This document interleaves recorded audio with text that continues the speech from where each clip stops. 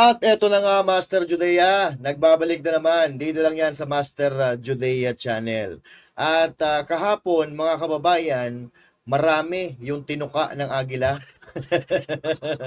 Oo, marami ang tinuka ng agila, yung si Martin Romualdez, si Bongbong Marcos Jr., Tio Laurel, Franz Castro, Claire Castro. Aba, pero ngayon, so far, mga kababayan, iisa pa lang ang umaaray. Ayan, si Claire Castro pa lang, mga kababayan, ang umaaray. Alam nyo, mga kababayan, konti na lang, no? Konti na lang bibigay na ito si Auntie Claire. Oo, bibigay na ito eh. Kasi hirap na hirap na siya ipagtanggol yung amo niya. Kung hindi ito, kasi sa tingin natin, ito yung dahilan. Isa ito sa mga dahilan kung bakit bumaba yung rating ng amo niya. So, malapit na ito. Malapit na sentensya nito. It's either aalis ito ng kusa dahil hirap na siya or paalisin ng amo niya kasi wala namang kwenta. Oo, hindi naman niya na-secure yung rating ng amo niya. Oo, kaya eto mga kababayan bumuelta siya doon kay VP Sara Duterte, no? Pag-uusapan po natin yan, mga kababayan, Huwag kayong aalis pagkatapos nito. Banateros ay hindi magigiba. Banateros ay hindi nag-iisa. Banateros ay kami walang iba. Banateros hanggang sa huli naming hininga. Yan ang banateros, walang inuurungan. Pag tama palakpakan, pag mali ay babanatan. Yan ang banateros, boses ng ordinaryong Pilipino. Banateros ay walang makakaawan.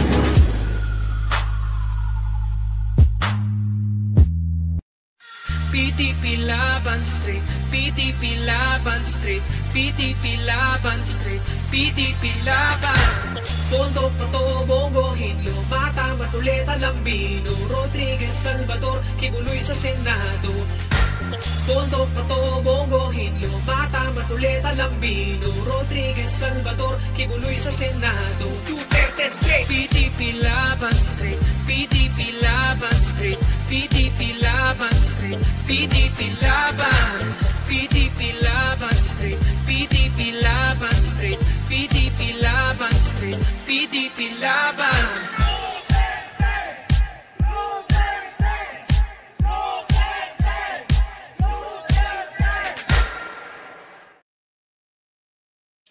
At eto lang nga mga kababayan, syempre magandang araw Luzon, Visayas, Mindanao at sa mga kababayan nating OFW at mga immigrants sa iba't ibang panig ng mundo.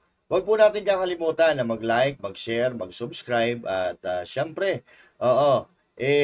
ipalagana po natin ang mga video na ito sa social media. I-share po natin para marami po ang mga panood dahil para mas maliwanagan at mamulat ang ating mga kababayan sa totoong nangyayari sa ating lipunan. Alright, so kahapon, mga kababayan, maraming sinargo si VP Sara Duterte.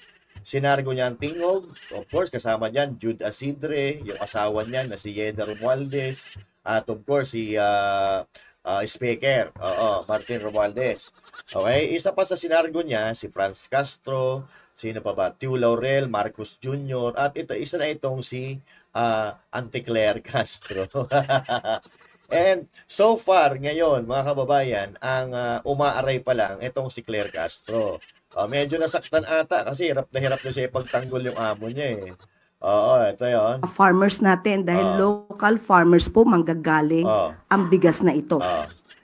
Kapag po sinabi, ninuman, na ito ay panghayop na bigas, minamaliit po natin ang mga farmers natin na nagbebenta po sa NFA, sa ating gobyerno. Wait lang. Pakinggan muna natin kasi yung sinabi ni VP Sara Duterte. Okay? Pakinggan po natin, hanapin muna natin. Saan yung bigas dito? Saan yung bigas? Ay, ito. Ayan, si BP naman kasi ang aga-aga eh. Pumoporma pa lang itong mga ito. Binasag mo na yung mga trip. Oo. Kaya ayan tuloy, pumuputak-putak na naman. Oh, tuloy. Meron akong pagdududa ha, na magbebenta sila ng 20 pesos per kilo na bigas pero hindi pang tao, pang hayop. Towns ni DAC Visayas, sisimulan daw yung pagbebenta ng 20 pesos per kilo na bigas. Sa Visayas daw po unahin yan. Ang pong reaction ninyo? Yan, di ba yan na yung sinasabi nila noon pa na hindi nila magawa hanggang ngayon dahil hindi nila alam kung paano gawin. At dahil sa totoo lang, nung sinabi yung 20 pesos per kilo na bigas, ay nagsinungaling yung nagsabi. Alam niyang hindi kayanin. Yeah. Pero pinaasa niya ang mga tao na ibibigay yon. Okay. So, ganito kasi mga kababayan. Alright? Malabo-malabo po kasi. Malabo-malabo po kasi yung 20 pesos na yan. Kasi ito, paliwanag ko sa inyo. Ang farm gate price po ng palay is 33. Palay po. Ha? Palay po yan. Hindi pa po nagigiling. Alright? So now, sino ang tanga na bibilhin mo sa mga magsasaka yung palay ng 33 pesos, palay pa lang.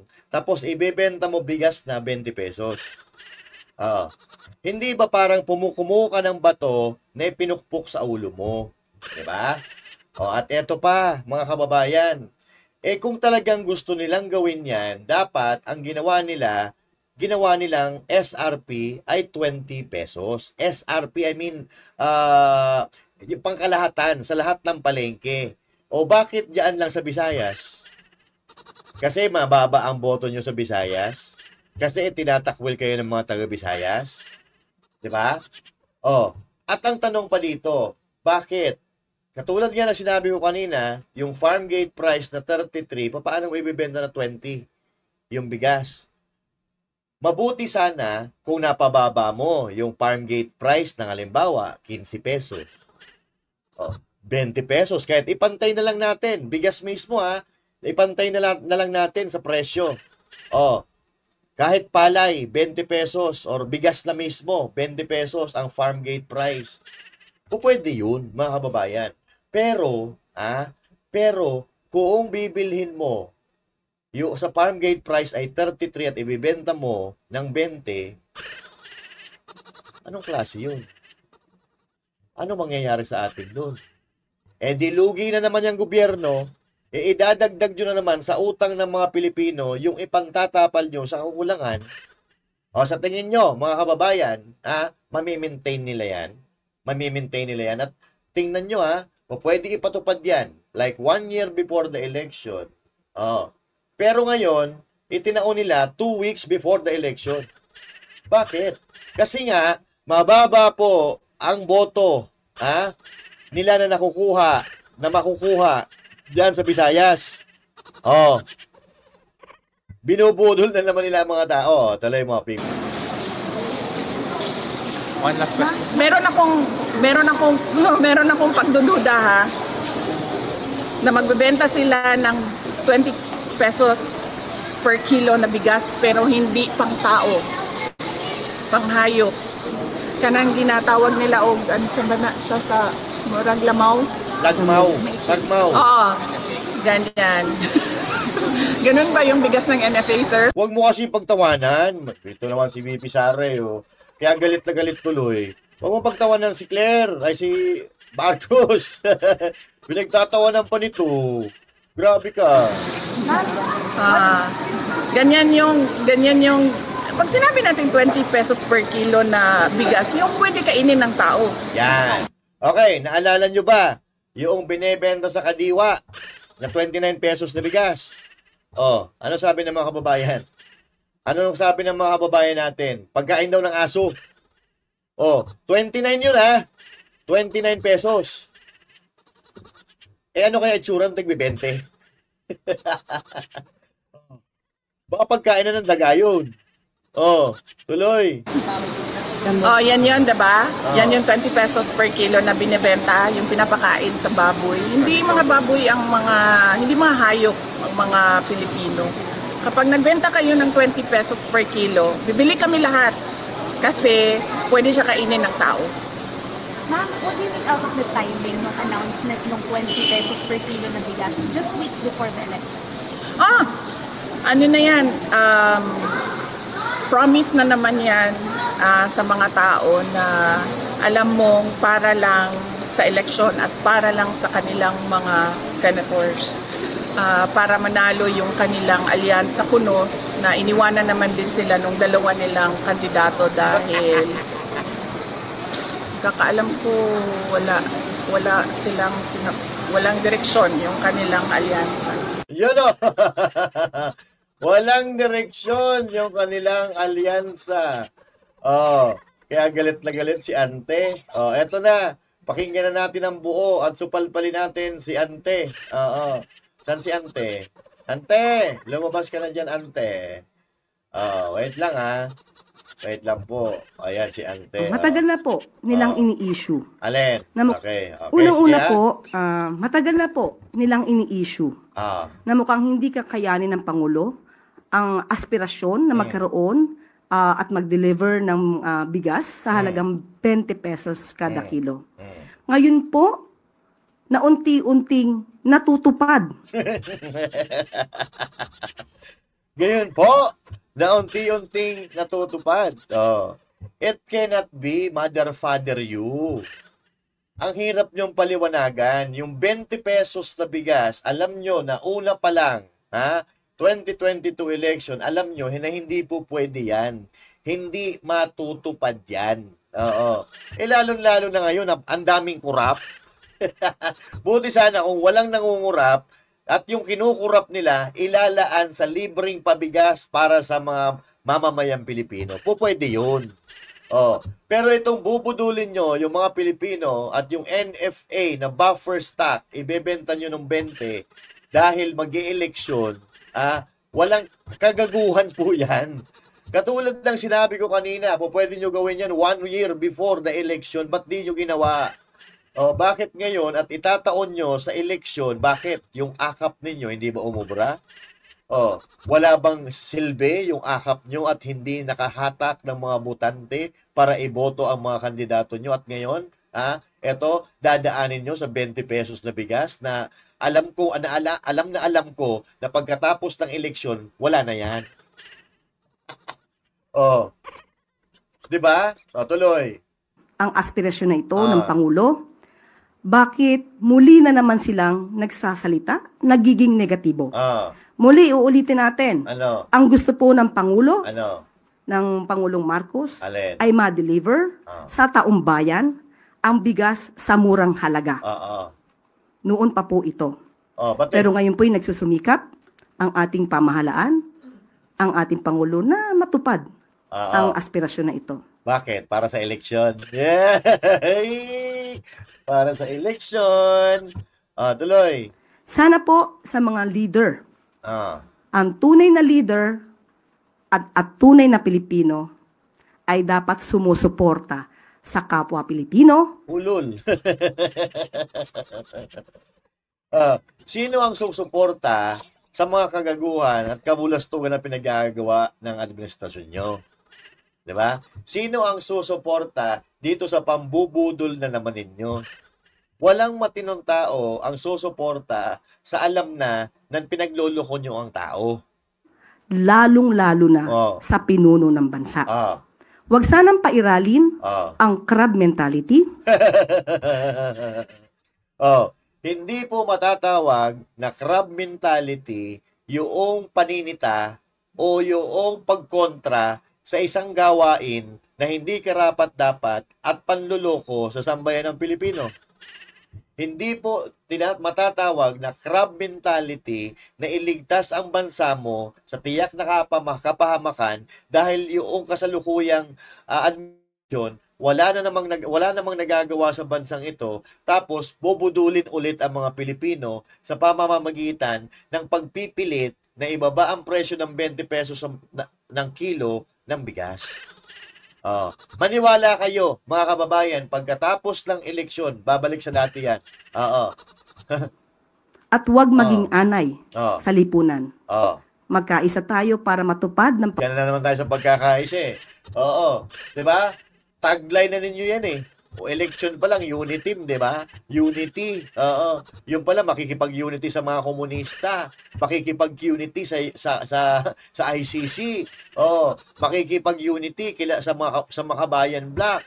Pukin ang ina nyo, kayo ang anay sa lipunan. Oh. Pangulo at ang pamahalaan. Ang mga aspirasyon para sa taong bayan.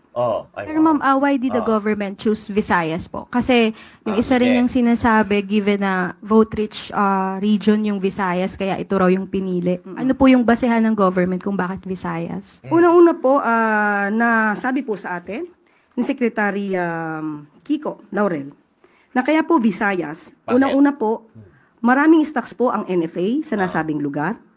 At sila po ang naunang magsabi ng pakikipag-cooperate sa Pangulo. Sa pagbibigay. Pakikipag-cooperate. Pakikipag-cooperate. Kaya pala nag-meeting yung mga gobernador sa Visayas. Oo. Pagkatapos ng meeting, 20 pesos yung bigas na, no? Ayun, lupit, no? Po ng subsidiya. Kaya po nauna po ang Visayas areas. Tapos, ito rin po ay pinatotohanan po ni Governor Gwen Garcia. Governor. hirap na magsinungaling Konti na lang ante. Bibigay ka rin. Tuloy. So bakit naman po natin haharangin ang magandang adhikain na ito, ang magandang goal na ito ng Pangulo na makapagbigay ng murang bigas at sa pangunguna po ito sa Visayas areas. Huwag po natin harangin, huwag po natin pagbawalan yung mga taong bayan na bumili ng murang bigas. Wala naman nagbabawal sa iyo eh. Wala naman nagbabawal. Ang sinasabi lang, sabi ni VP Sara Duterte, baka pagkaing baboy. Okay? Wala naman nagbabawal eh. Bukin na nga, wala nga nakapakapagbawal sa inyo eh. Hindi nga kayo napagbawalan ay pagkanulo nyo yung dating Pangulo ng Pilipinas eh. Sinaulo ba kayo? Diba? So wala nagbabawal sa inyo. At kahit bawalan kayo, bawalan yan mga amo mo, hindi naman nakikinig yan eh. Napagbawalan ba kayo na ang mga amo mo nalusubin yung KOJC, nananahimik doon sa Davao, bigla nyo pinag-field trip yung 5,000 pulis doon ng amo mo. Diba?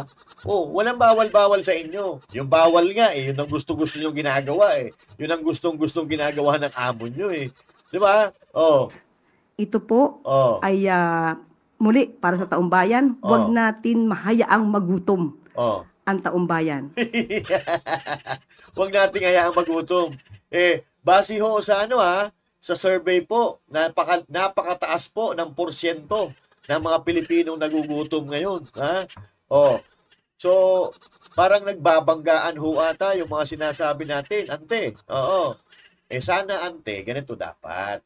Pababain nyo yung farm gate price para hindi kayo pinagdududaan. Pababain nyo yung presyo ng mga pangunahing bilihin sa merkado. Hindi yung putang ina magpapakitang gilas kayo, 20 pesos na bigas.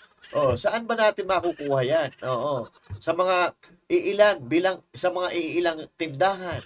Ang gawin nyo, kung talagang totoo kayo sa ginagawa ninyo, gawin yung SRP.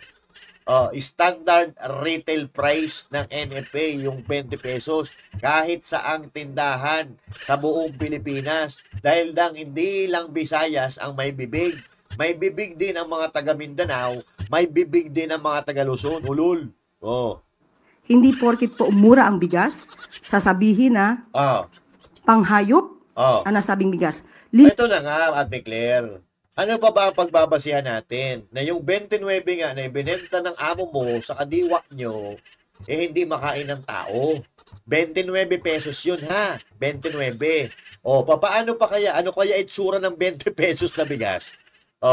Pagkain baboy, yung 29, di ba? Yun ang sabi ng mga tao. Ano pa yung tigbe 20? Pagkain daga? Liwanagin lamang po natin. Ang ibebentang bigas ay yung bigas po na nabibili ngayon sa halagang 33 pesos. Ayun, 33 ha? So wag po nating maliitin. Yun na nga ang problema bibilhin nyo ng 33, tapos ibebenta nyong 20. Tanga ka ba? Oh. Ang mga farmers natin, dahil local farmers po manggagaling ang bigas na ito. Walang hiya ka, Claire. Oo. Hindi ba pwedeng import? Kapag po sinabi, ninuman, na ito ay panghayop na bigas, minamaliit po natin ang mga farmers natin na nagbebenta po sa NFA. Ay, wow! Oo. Naghahanap ng simpatya. Oy, mga farmers, mga farmers, mga magsasaka. Minamaliit daw kayo ni BP Sara, sabi ni Auntie Claire. Paniwalaan po natin si Auntie Claire dahil napakalinis nitong tao. Wala itong sinasabing katig sa sinungalingan, wala itong sinasabing ka-fake newsan. Malinis po ang budhi nito. Puro lang po para sa bayan ang ginagawa ng hayop. Ituloy mo, Auntie. Sa ating gobyerno. Ano pa? So, wag po nating hayaan dahil ang bigas po na ito ay talagang nabibili na po. Marami na pong bumili ng bigas na ito sa halagang 33 pesos. Same po. Parehong bigas po ang ibebenta. At ang sabi nga po natin dito. Hirap na. Hirap na magsalita. Hirap na yung pagtanggol, Kung sinasabi po niya na wag magpabudol, tama po na wag magpabudol dahil maaaring magamit na naman ito at masabotahin ng mga fake news peddlers, magpanggap na buyers at hindi talaga nila nakakalimutan ang fake news. Pagka merong masama or pangit na nangyayari sa administrasyon, ay sinisisi niya. Fake news daw. Ina talaga. Wala na to. Papakitang hindi maganda ang bigas. Tandaan natin, ito pong bigas na ibebenta sa halaga. Inuunahan na niya para pag kahit pangit yung bigas na ibebenta nila, isisisi na naman nila sa mga fake news peddler. Tanga lang yan. Pero mga kababayan, fake news yun. Sasabihin na naman nila fake news. Pero noong nakaraan, di ba, nagbenta sila 29 pesos. Ano sabi ng mga Pilipino na nakabili ng bigas? Pagkaing aso, pagkaing baboy, may amoy. Sino kakain nun? Galit na galit siya, Ante. 20 pesos ay yung parehong bigas na ibinibenta sa halagang 33 pesos. Ayun, mga kababayan. At ito pa, sino pa naman talaga hindi masasaktan dito kay BP Sara Duterte? Tingnan nyo, ito pa. Ito. Sana ba yun? Ito. Ma'am, nabanggit ni Jose Claire Castro na kaya daw nag-drop yung ratings ni PBBM dahil daw biktima siya ng fake news. Ano pong fake news doon? Lahat naman tayo biktima ng fake news, 'di ba? Kayo lahat biktima din kayo na alam nyo kasi may experience na kasi ako sa Castro na apelido, yun si Franz Castro. Sargo. Dahil sa kagagahan itong si Claire Castro, nananahimik si Franz Castro, nadamay tuloy. Castro din kasi. Wala talagang maayos na lumabas doon sa bibig ng babae na yon. Siguro itong pinsan niya na si Claire Castro, kaya ganyan din siguro. Makagaling lang sila sa isang puno. Grabe ka naman. Ano yan? Impacta? Galing sa isang puno, BP? Ibig sabihin siguro ni BP dyan, parang pinagbiyak na bunga. Galing lang sa iisang puno. Yan. Ang mangga, hindi magbubunga ng kamatis. Okay? Ang puno ata nila, yung ampalaya. Ampalaya. Kasi pangit ang itsura, pero masarap naman. Ito pa paano? Ito pa. Ano pa ba yung mga dito ni BP Sara Duterte? Wait lang baka meron pa dito. Ito na. At saka, ito pa, meron pa. Baka meron pa rin. Ma'am, nabanggit ni Jose Claire Castro na kaya daw nag-drop yung ratings ni PBBM. Hindi, tapos na tayo dyan. Basta pinagbiyak na bunga. So dito na tayo, mga kababayan. Ito na ang sinasabi na durugan na ito. Durugan na, mga kababayan. Martin Romualdez, Tingog Party List ay iisa lang yan mga kababayan. Huwag po tayong magpalito. Ikinakampanya na po ni BP Sara na huwag iboto ang Tingog Party List. So you know what to do. Visayas region, you know what to do. Filipinos all over the world, you know what to do. Listen to what BP Sara is saying para malaman nyo at para maintindihan nyo kung bakit hindi dapat iboto ang Tingog na ito. Okay? Panoorin po natin. Huwag niyo iboto yung Tingog Party List. Kasi ang boto para sa Tingog Party List ay boto para kay Martin Romualdez. Sabi ni Congressman Asidre, puzzled daw siya na mataas pa rin yung confidence mo, malapit naman na yung impeachment trial nyo. Tapos sinasabi niya, hindi mo naman daw mapaliwanag yung paggamit ng funds. Ano po ang reaksyon niyo sa kanila? Unang-una, ito ba yung sa confidential funds at sa impeachment, hindi naman sa hindi ko siya maipaliwanag. Ang ginagawa ko ay hindi talaga ako nagpapaliwanag, lalong-lalo na sa mga members of the House of Representatives. Dahil, bigyan ko kayo ng example, no? Ang may-ari ng Tingog Party List ay si Martin Romualdez. Sinabi niya yan sa akin noon na siya ang may-ari ng Tingog Party List.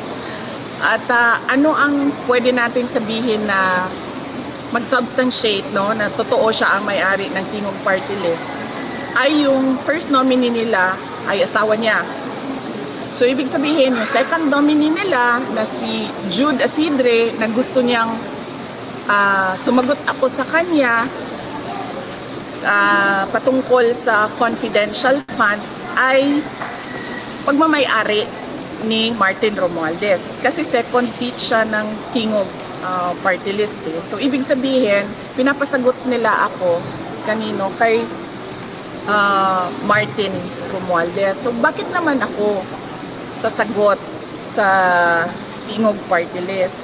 Madami nagtatanong sa akin ngayon, ano bang magagawa namin? Ano bang matulong namin sa eleksyon?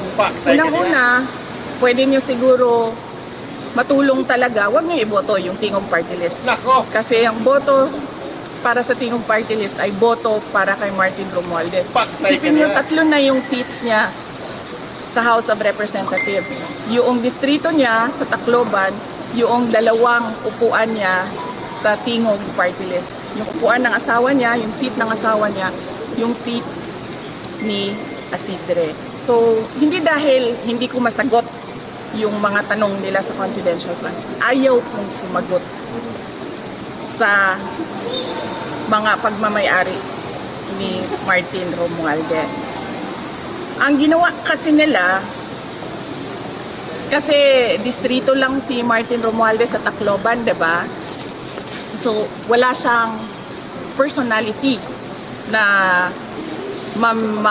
kumuha ng budget para sa buong bansa. Kasi distrito. Okay, alright.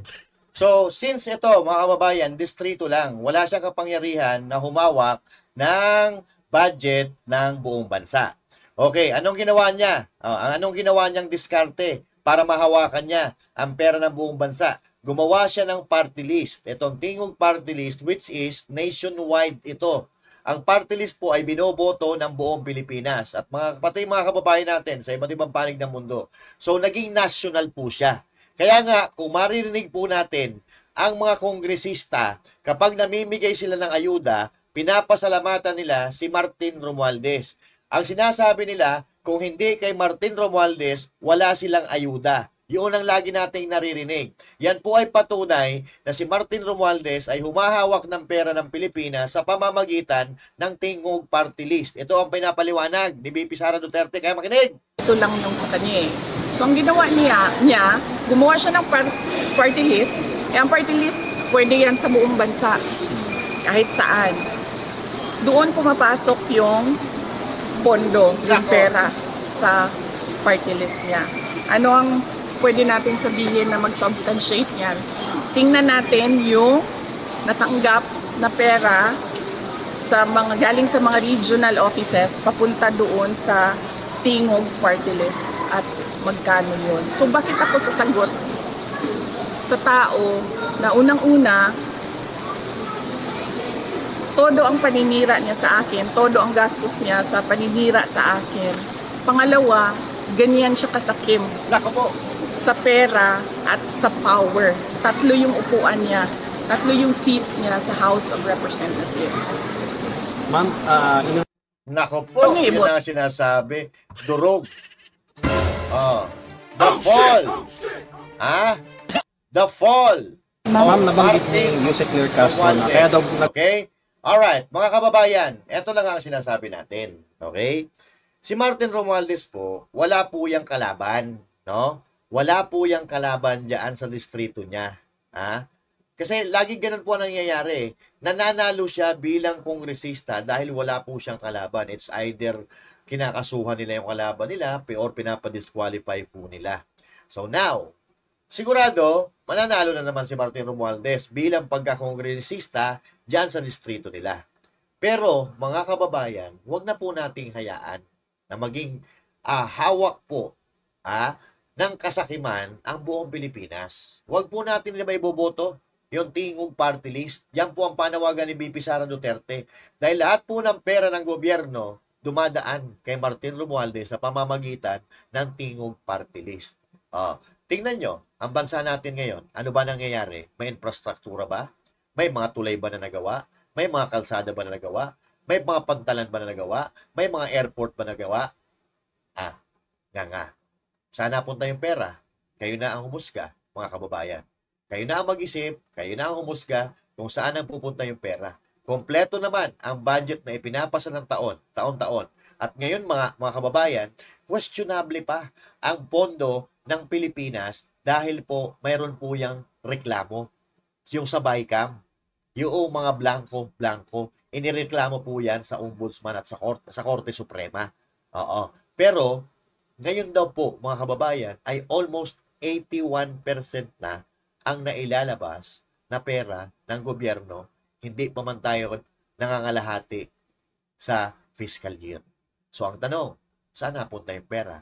Saan napunta yung pera sa PhilHealth? Saan napunta yung pera sa Maharlika Investment Fund? Saan napupunta yung pinagbentahan ng ginto? Saan napunta yung mga inuutang ng gobyerno? At saan napupunta ang kayamanan ng taong bayan? Itanong nyo po yan sa sarili nyo. Kaya ngayon, kung hindi tayo nakinig kay Pangulong Duterte noong 2022 election, dapat ngayon makinig tayo. Makinig tayo sa sinasabi ng mga Duterte. Makinig tayo dahil ang mga Duterte lang, mga kababayan, ang nagpadama sa atin ng tunay na pagmamahal, tunay na pagsiservisyo, kahit mataas kang Pilipino o maliit kang Pilipino, pantay-pantay ang pagtingin, walang lamangan. Pag mali, binabanatan, pag tama, pinapalakpakan. Kaya mga kababayan, vote straight, PDP laban. Unahin po natin si Pastor Apollo C. Quiboloy, number 53. Dahil nakakasigurado kami na malaki ang magiging ambag ni Pastor Apollo Quiboloy sa bansang Pilipinas. Magiging best asset si Pastor Apollo Quiboloy sa bansang Pilipinas. Itaga nyo yan sa bato, mga kababayan. And of course, vote straight. PDP laban. Pakinggan yung sinabi ni VP Sara Duterte, tingog party list, ibagsak, huwag iboto kay Martin Romualdez yan. Magkita-kita ulit tayo, mga kababayan. And once again, this is Master Judea saying thank you. God bless you all. And to God be the glory. Magandang araw po sa inyo lahat.